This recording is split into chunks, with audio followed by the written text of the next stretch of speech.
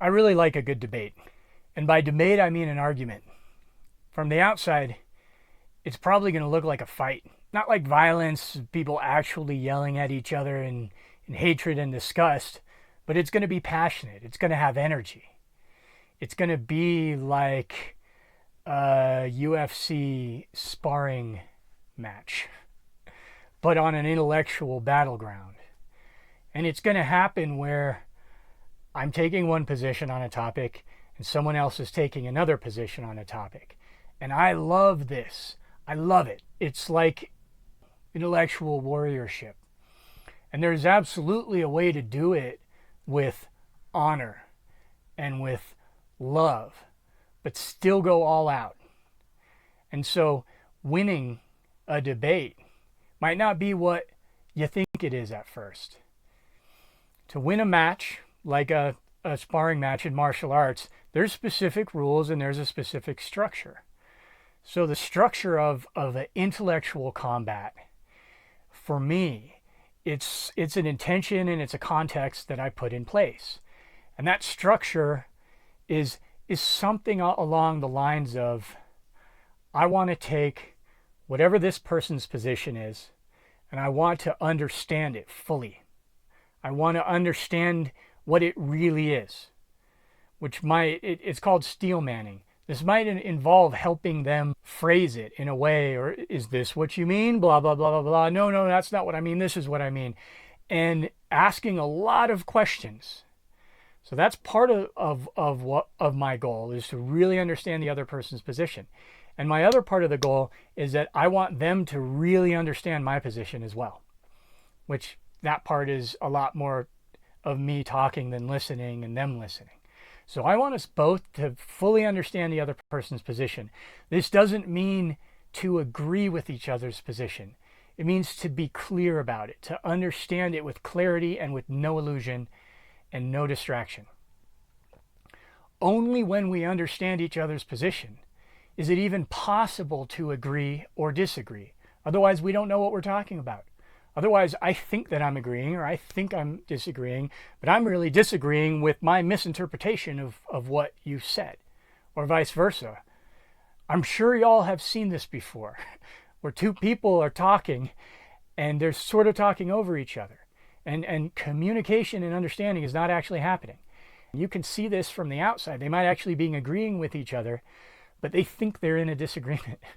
Or they might actually be in an active disagreement with each other, but you can see that actually fundamentally they do agree with each other because they haven't even taken the time to really understand the other person's argument, and both people need to do that. Once that's done, it's a dialectic. And the dialectic is we are both fighting together in an attempt to try to move ourselves closer to the truth. Now, that requires for us to, first of all, make the assumption that we might just not know what truth is completely. Surely we have a position, and we believe it, and we may believe it's true. But we have to leave the door open to the possibility that we could be wrong, which means we can adjust our position, we can change it, we can be influenced in the face of a good argument, or in the face of somebody pointing out a critical flaw in our logic or argument or reasoning. Okay, I'm not saying you should just change stuff willy-nilly, but you should definitely change it if you're wrong. But you need to be able to have the willingness to even entertain the possibility that you might be wrong. If you're invested in what you believe in emotionally, that space isn't going to be there. And any kind of argument is really sort of an emotional violence of trying to dominate the other person. That's what's really happening. In an emotional situation like that, you don't give a shit about the truth. You give a shit about preserving your belief. And the facade you'll give is, yeah, I care about truth. I'm open-minded. I'm being reasonable, rational. No, you're rationalizing your pre-existing belief with no real intention of changing it. What is the alternative to this? Truth.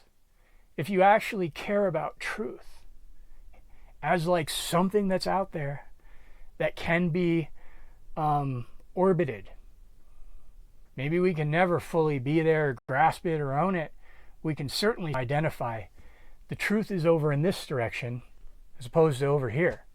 If your belief is pointing over here and it's demonstrated, just change your direction and move together in the direction of truth.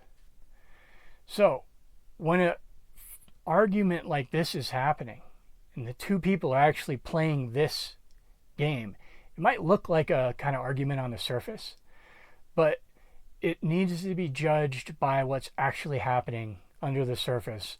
And the easiest way to tell is by the outcomes. For example, what does somebody do when a flaw is pointed out in their argument? Do they get defensive or do they get curious? It's pretty much going to be one of those two things.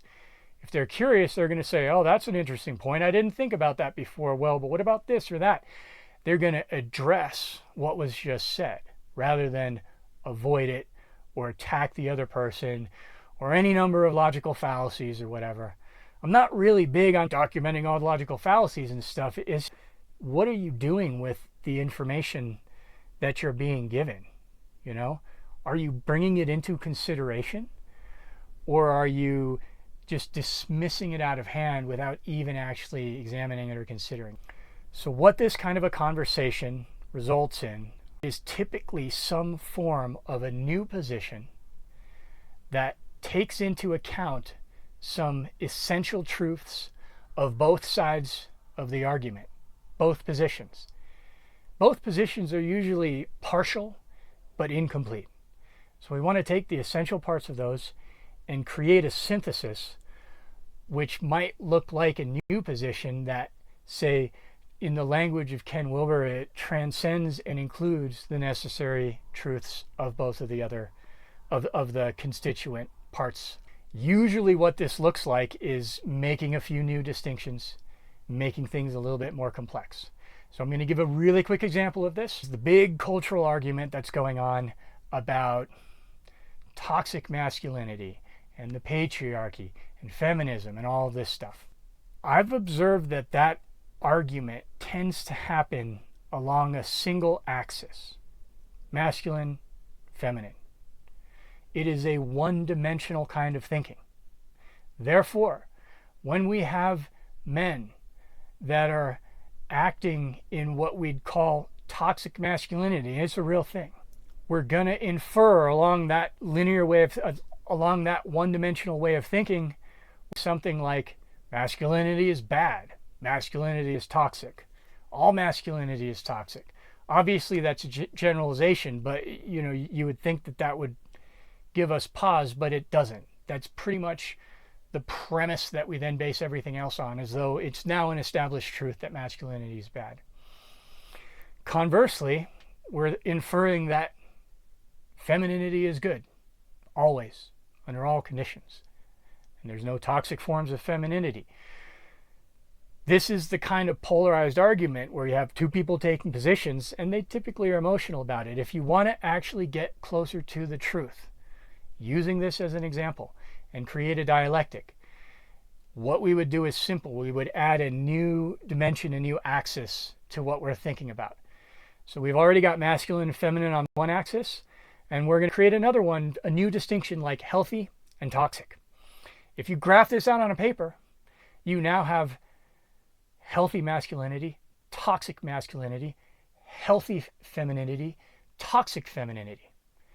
And if your mind is reeling right now with questions like, oh, well, what does healthy masculinity look like? What's the difference between healthy and toxic masculinity? And what exactly does toxic femininity look like? And what's healthy femininity? And now we're having a real conversation. So it might begin as two different positions where people are fighting. But if it's a productive argument and we're both actually interested in getting us all closer to the truth, you could call that a win-win situation. A dialectic will end up in some place where we're probably dealing with a little bit more complexity than we were previously, because that's often the reason why we're fighting, is because our map, our logical map of things, does not include enough about reality to describe all of it. And so we're fighting in this really meaningless way. And this is what I call a good faith argument, because we're assuming good intentions on both sides, and we both actually have the intention to move us closer towards truth. Again, truth is like a mental model that describes reality a little bit more accurately. It doesn't have to be the ultimate absolute truth. It just has to get us out of the shit that we're in. It has to be a little bit better than what we're doing so that it's enough to move us in a direction where we can create a win-win situation for everybody. Now, this might be an unpopular thing to say, but there's always a way to create a win-win situation.